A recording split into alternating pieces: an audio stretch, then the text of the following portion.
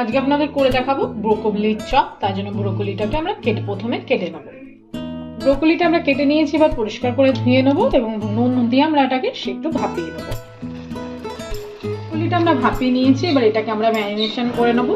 তার জন্য প্রথমে আমরা দিয়ে দিচ্ছি সয়া সস, তারপরে দিয়ে দিচ্ছি টমেটো সস, খুব অল্প পরিমাণে লবণ, আরেকটা হামুল দিস্তায় আমরা গোলমরিচ এবং 3টে রসুনের কোয়া নিয়ে নিয়েছি। এটাকে আমরা ভালো করে ক্রাশ করে নেবো।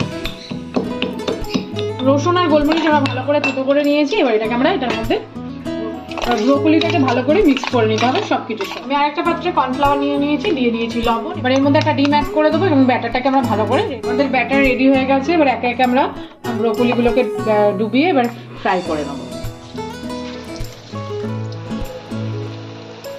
তৈরি হয়ে গেছে আমাদের ব্রোকলির চপ। এবার আমরা নামিয়ে ফেলবো। সবাই ভালো থাকবেন, সুস্থ থাকবেন, দেখা হবে পরের ভিডিও।